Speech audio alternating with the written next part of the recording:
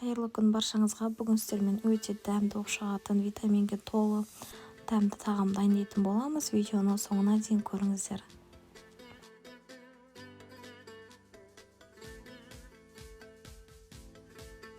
Бізге осындай асқабақ қажет болады. Асқабағымыздың ортасын домақтап кесіп алатын боламыз. Одан кейін ішіндегі жұмсақ жерлерін турап салатын боламыз, ал ұрықтарын тазалап алып тастайтын боламыз.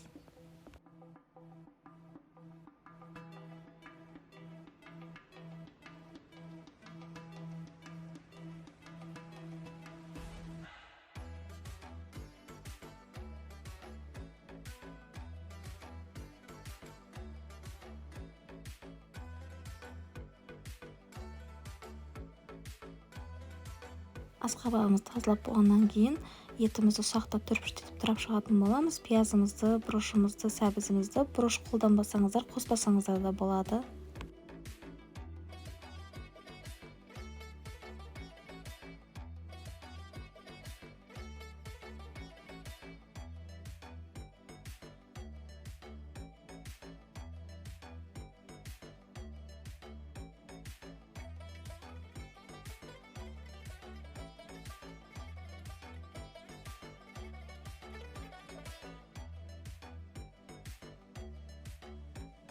Табаға майды құйып қыздырып алатын боламыз. Оның үстіне етіміз салып 15-20 минут қуырып алатын боламыз.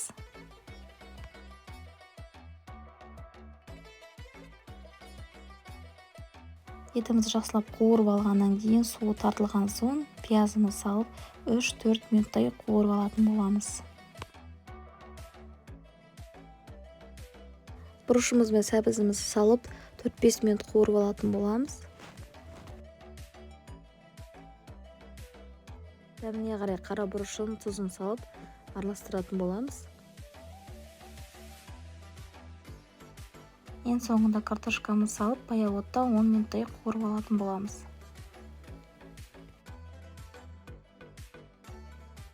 Картошкамыз қуырғанға дейін асқабағымыздың ішіне сұйық майымызды, тұзымызды, қара бұрышымызды салып жақсылап жанаттарына жағып шығатын боламыз.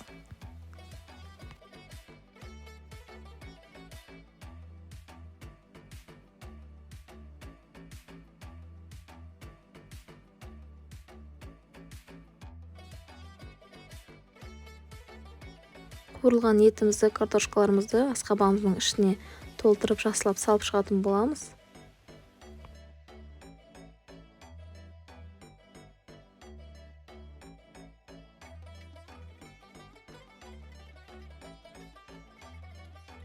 Асқабағымыздың ішін жақсылап толтырып алғаннан кейін қақпағын жауып, фольгамыздан жақсылап орап, қызып тұрған духовкада 180 градуста 45-50 минут пісіріп алатын боламыз.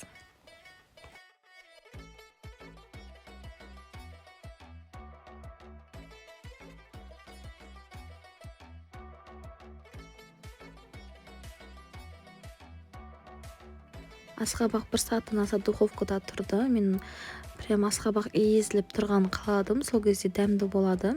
Негізі асқабаққа да байланысты. Кейбір асқабақтар тез пісады, кейбіреуі жай пісады. Сол себепті сыртынан ұстап көріңіздер. Егер езіліп тұрса, демек пісті деген сөз. Сол кезде езіліп тұрса дәмді болады біздің асқабағымыз. Осылай жанаттарын ашып, турап, әдемілеп дастарханға ұсынсаңыздар болады. Жасап көріңіздер, өте керемет болып шығады. Видеоның соңына дейін көрген болсаңыздар, менің каналыма тіркелуді ұмытпаңыздар. Алдағы уақытта көптеген тегін мастер-класстар түсіретін боламын. Сіздермен болған Балжан, астарыңыз дәмді болсын.